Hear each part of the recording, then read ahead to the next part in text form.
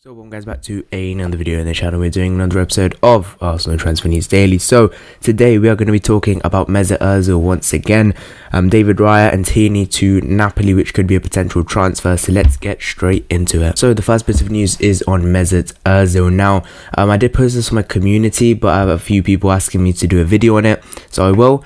And that is Mesut Ozil's exit has finally been confirmed, not by Fenerbahce, not by Arsenal, not by himself, but his company One Unity. Now if you look at Mesut Ozil's Twitter bio, then you can find One Unity, which is some sort of company he has, and they pinned a tweet and they said Mesut Ozil will be leaving to Fenerbahce, and other sources like AFC Bell have all confirmed the thought that Mesut Ozil will be leaving to Fenerbahce in this January transfer window. So this deal is done. It will be going through, and it's just a matter of days now before he signs the last details to become a Fenerbahce player. There are a few doubts whether to be ironed out, like whether Arsenal are going to pay him. That will become clear when he does sign for Fenerbahce. But essentially that is the news of Mesut Ozil, that he's going to be leaving to Fenerbahce. So I want to show you a quick picture here. This is a picture I found of a fan with him holding up a Fenerbahce shirt, in which he actually literally held it up, basically announcing himself as a Fenerbahce player, and again on his Twitter sending shots about Turkey and how it's a lovely place or something, and basically indicating to everyone that he will become a Fenerbahce player. So it will be very interesting to see, obviously doing another Q&A of his on his Twitter. So let's see if he announces it on that. We'll just have to wait and see. But again, that is a thing I'm not going to talk much to about. We need this player out of the club. You guys know my strong opinions on this, and yeah, that is the news that Mesut Ozil will be leaving the club to Fenerbahce. It's official via his company, it's official by that picture, and we'll just see how it goes. So the next bit of news is on David Raya. Now I spent a few weeks actually talking about him in the summer transfer window because he was tipped as a replacement for Emiliano Martinez, but instead we went after the cheap option, like this club always does. I went after Alex Runarsson, and that has kind of failed, hasn't it? Obviously that Man City disaster, he hasn't played since. We thought he might play in the FA Cup, but Leno started in that game. He played really well against Newcastle, but David Raya has been linked once again, so let's have a quick look about who he is. He joined from Blackburn Rovers, I believe. It was like a year ago or so now, and he is 25 years old. He is a Spanish international, and his value on transfer market is £8.1 million. The fee we were talking about in the summer was around £10 million, whether Arsenal will fork out £10 million for a backup goalkeeper. I know even £10 million is not too much compared to some of the other players we've bought, but still, for a backup, £10 million on a backup goalkeeper seems slightly too excessive. I'd say maybe between £5 to £7 million. There was also talks of a Balogun for Raya swap deal. Balogun, Brentford put an offer in, were interested in him. It looks like Balogun will be going elsewhere now. And for David Raya, we're going to look at some of his stats for this season in the Championship. 18 appearances, 15 goals conceded, and 7 clean sheets, which is I think very interesting, because he's conceded 15 goals, but he's also got 7 assists. So in my opinion, it's very mixed match games, and that is probably shown as well. He's got 1 yellow card. He plays in goal. And in the 1920 season, he joined Brentford for £3.02 million, and his value this season has drastically increased. It looks like he's become a much better player, and he's right-footed, and his contract does expire in 2024, so we're not going to get any reductions on his price. In terms of would I buy someone like David Raya, now this is an interesting question, because I don't know loads about him. I'll be honest with you, I haven't watched him play, but some of his stats look promising about what people have been saying, and his value looks promising as well for a backup goalkeeper. For a backup goalkeeper for us that's starting in the Championship for a club like Brentford, who would be doing quite well this season. And I think why not? Let's go for it. Let's take a dig at this player as a backup goalkeeper. It could work, could not. If it doesn't, then we could ship him off to another club. How much would I pay for him? Probably around what his value is, £8 million. I don't think I'd pay more than £10 million for this player.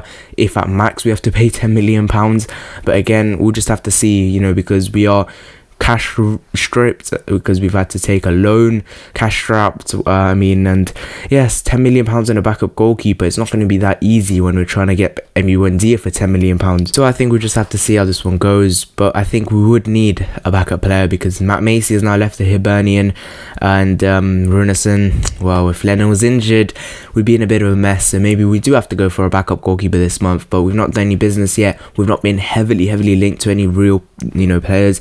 So we'll just have to hold off on this one, and we'll just have to see. But that is the news that David Raya has been linked to us once again. Next bit of news, quite surprising, but I'm not too shocked. That is Tierney to Napoli. Now, before we signed him, Napoli did have an interest in him. I don't think they actually put in a bid for the player. They were just very interested, and they were just literally looking at Arsenal's situation with the player. I'm quite surprised we signed him, because we were interested in June of that transfer window, and then literally, oh my god, I wanted this player so bad from Celtic, and I literally just scrolled through the internet so many times just to see if we're gonna sign him.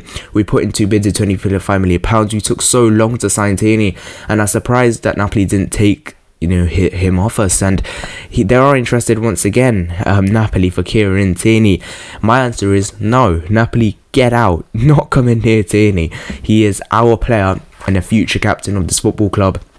If it makes it any better, if Napoli do have serious interest in signing him, then we just tie him down to a new deal, and Arteta needs to sit Tierney down and say, in a year or two, when Aubameyang could be gone, you're our captain. That's what Arteta needs to do. Put his hand around Nketiah and say, you are going to be the captain of this football club. You're going to lead us back to even better things. And that's what we need to do to Tierney. He's a player. He is part of a young core of players that we just cannot let go, and they are huge assets for us. We're finally trying to build assets. We're trying to keep a hold of them. Smith Rowe, Saka, Martinelli, Tierney, Ainsley you could throw in there, maybe Gabriel you could throw in there. These sorts of players we have to keep a hold of, because they're crucial assets for us in the future if we have to cash in and rebuild our team. So I think someone like Tierney, tie him down to a new deal if you have to, and we have to keep him. It's as simple as that. Someone of his caliber, I don't think we could. What he brings to the team, we were so lucky for £25 million. So lucky. I can't stress it enough. But we'll just, right now in the market, we could not get someone of Tierney's level for £25 million. It's as simple as that. So looking at that alone, we should sign him down to a new deal and just say to him, you're not going anywhere. You are a future you are future of this football club, and that's what we need to say to someone like Tierney. And he's been so exceptional for us this season in so many games. He's been a player consistently good for us. He's not let us down in games. He's done his job perfectly. Maybe when he's coming up against Adama Traore, he has a few problems, but who wouldn't? Obviously Adama has the big most pace in the Premier League, but we'll just have to see how Napoli are interested in him, how much they're willing to pay. If you want Tierney, bro, you can have him. £100 million. Take him for £100 million, so we can go and build this team. But we'll just have to see what happens with Tierney, and he's an asset that we definitely need to keep. He's such a good player, and I love the player as well. So that is the news that Tierney has been linked to Napoli, who were linked to him before we signed him, and they are quite heavily interested. We'll just have to see if anything serious happens with this one. Next bit of news is on Nketiah. Now I've hold off talking about him. I've talked about him briefly in a few moments here and there in the last few days, but he has been linked with a lot of transfer speculation. Now the news I want to talk about today is that Nketiah will not be leaving Arsenal this month. That is via a lot of reports that are suggesting that Nketiah could potentially be leaving. Apparently Wolves are interested because they're in for a striker, but they've recalled Patrick Cutrone from Fiorentina, so they were lucky in that regard.